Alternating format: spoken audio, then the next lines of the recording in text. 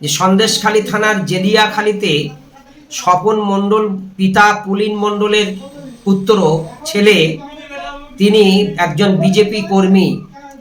তিনি আল্লাহর পাক কালাম কোরআন শরীফ এর উপরে জুতো পায়ে দিয়ে তার উপরে দাঁড়িয়ে সোশ্যাল মিডিয়ায় এই ছবিটাকে ভাইরাল করে দিয়েছেন, ছেড়ে দিয়েছেন। তো আমাদের এই সন্দেশখালী এলাকার হাজার হাজার ধর্মপ্রাণ মানুষ তারা রাস্তায় বেরিয়ে বিক্ষোভ আন্দোলন করেছেন এবং সন্দেশখালী থানার মাননীয় ওসি তানার সঙ্গে আরও 4 জনকে গ্রেপ্তার করেছিলেন। তো 4 জনের ছেড়ে দিয়েছে, সম্ভবত একজনকে চালান করেছে, যিনি কোরআন শরীফের উপরে পা দিয়ে জুতো সহ পা দিয়ে দাঁড়িয়েছিলেন। আজকের কত বড় দুঃখের মর্মান্তিক একটা ঘটনা। ভারতবর্ষের এই যে সন্ত্রাসবাদী যে একটা দল, এরা মুসলমানদের সন্ত্রাসবাদী বলে, কিন্তু বিজেপি আরএসএস মানে ভারতবর্ষের সবথেকে যে বড় সন্ত্রাস, এটা তার অপেক্ষা রাখে না। আজকের একটা বিজেপি কর্মী, তাকে দেখে মনে হলো, ছবিটা দেখে, ছবিতে আপনারা দেখবেন তার ফেসটা, তার ছবিটা আমরা এই মিডিয়ার মাধ্যমে ছাড়বো, যে একটা মানুষ নিজের ধর্মকে যদি সম্মান করে, নিজের ধর্মগ্রন্থকে যদি সম্মান করে, সে অন্যের ধর্মগ্রন্থকে সম্মান করতে বাধ্য হবে। নিজের পিতাকে, নিজের বাপকে যদি সে মানে বা সম্মান করে, অপরের পিতাকে মানতে বা সম্মান করতে সে বাধ্য হবে। আমাদের ধর্মে, তাম পৃথিবীতে যত ধর্মীয় সম্প্রদায়ের মানুষ আছে, একটা কোনো ব্যক্তি প্রমাণ দিতে পারবেন যে গীতা, মহাভারত, ঋগ্বেদ, যজুর্বেদ, সামবেদ, অথর্ববেদ, পুরাণ, যত ধর্মগ্রন্থ আছে, কোন ধর্মগ্রন্থকে কোনোদিন কেউ ছোট করে, অপমানিত করে বা জুতো পায়ে দিয়ে তার উপরে দাঁড়িয়ে অপমান করেছেন পৃথিবীতে এমন নজির আমার জানা নেই।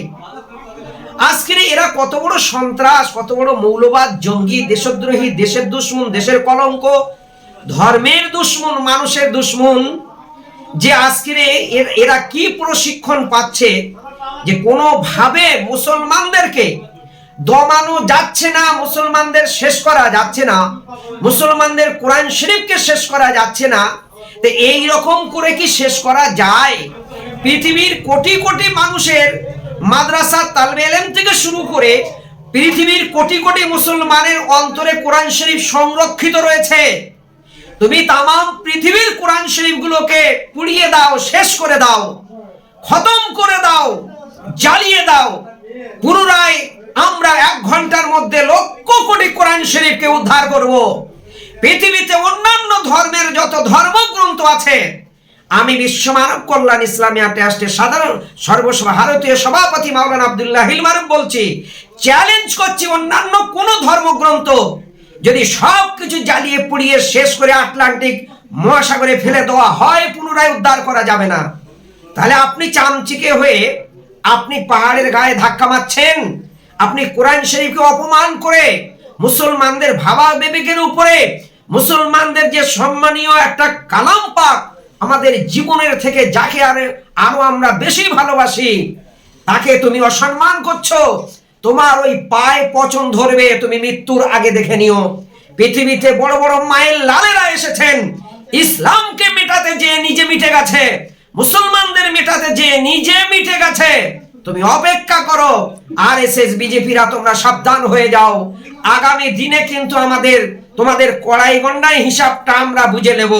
তাই আমি বলতে চাই, আমাদের সন্দেশখালী থানার মাননীয় ওসি এবং এই এলাকার সর্ব সম্প্রদায়ের শুভবুদ্ধি সম্পন্ন মানুষ, আপনার বিশেষ করে মুসলিম সম্প্রদায়ের মানুষকে বলবো যে ইলেকশনের আগে এরা দাঙ্গা লাগানোর চেষ্টা করছে, ইলেকশনের আগে এরা মারামারি কাটাকাটি লাগানোর চেষ্টা করছে। কোনো দিকে কিছু খোরাক পাচ্ছে না, খোরাক দেওয়ার মতন কোনো ভাষা নেই, খোরাক দেওয়ার মতন কিছু নেই। এখন হিন্দু মুসলমান বিভাগ তৈরি করে একটা ডিভাইড তৈরি করার চেষ্টা করছে। এ চেষ্টা ওরা ব্যর্থ হবে, আজ না হয় কাল। বিশ্বনবী হযরত মুহাম্মদ সাল্লাল্লাহু আলাইহি সাল্লামের সময় একটা ইহুদি মসজিদে পেশাব করছিলেন। আপনাদের মন্দিরে গির্জায়, গুরুদুয়ারায় যদি কেউ প্রস্রাব করে, তাকে দিবালোকে মনে আপনারা কতল করে দেবেন। বিশ্বনবী হযরত মুহাম্মদ সাল্লাল্লাহু আলাইহি ওয়াসাল্লামের অনুসারীরা কতল করার জন্য তৈরি হয়ে গেল। হযরত মুহাম্মদ সাল্লাল্লাহু আলাইহি ওয়াসাল্লাম বলেছিলেন, না, ওর পুরো পেশাবটা হতে দাও, যদি মাঝখানে ওকে ভয় দেখাও কিডনির দোষ হতে পারে। ইহুদিটা খেয়াল করেছিলেন, অন্যের প্ররোচনায় পড়ে মসজিদে পেশাব করতে এসেছিলেন, যে যদি এর উপরে আক্রমণ করে, এই আক্রমণকে সামনে রেখে একটা যুদ্ধের পরিস্থিতি তৈরি করবেন। হযরত মুহাম্মদ সাল্লাল্লাহু আলাইহি ওয়াসাল্লাম সকলকে সবর করতে বললেন, ধৈর্য ধরতে বললেন, বুঝিয়ে বললেন। আল্লাহর নবীর কথা, সবাই ঠান্ডা হয়ে গেল। ইহুদি সম্প্রদায়ের ওই মানুষটা পেশাব করার পরে হযরত মুহাম্মদ সাল্লাল্লাহু আলাইহি ওয়াসাল্লাম তাকে ভালোবাসা দিয়ে সম্মানের সঙ্গে কাছে ডেকে পাশে বসিয়ে বলেছিল, বাবা, এটা ধর্মের স্থান, আমরা নামাজ পড়ি, আমরা আল্লাহ পাকের আরাধনা করি, এখানে পেশাব করো না বাবা, করতে নাই। এই সুন্দর আদর্শ ব্যবহার দেখে তার হাতে হাত দিয়ে কলমা শরীফ পড়ে মুসলমান হয়ে গিয়েছিলেন। আজ বিজেপি আরএসএস শুনে রেখে দাও, যাকে পাঠিয়েছে কোরআন শরীফের উপরে পা দিয়ে অসম্মান করছে, ওই হয়তো আগামী দিনে মুসলমান হয়ে যাবে। তোমাদের চেষ্টাটা ব্যর্থ হয়ে যাবে। বলবর সিং বাবরি মসজিদ ভেঙেছিল, আজকের এসে কলমা পড়ে মুসলমান হয়ে গিয়েছে। গোটা পৃথিবীতে 200 মসজিদ তৈরি করেছে, মুসলমানদের বাবরি মসজিদ ভেঙে ক্ষতি হয়নি, লাভ হয়েছে।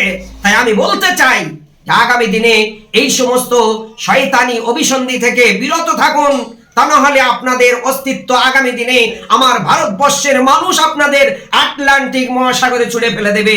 এই পর্যন্ত বলে সকল ভারতবাসী, আমার আব্বা মা ভাই বোন, সকল সম্প্রদায়কে সুস্থতা দীর্ঘায়ু কামনা করে সকলের কাছে দোয়ার আবেদন জানিয়ে সংক্ষেপ করলাম। আসসালামু আলাইকুম ওয়া রাহমাতুল্লাহি ওয়া বারাকাতুহু।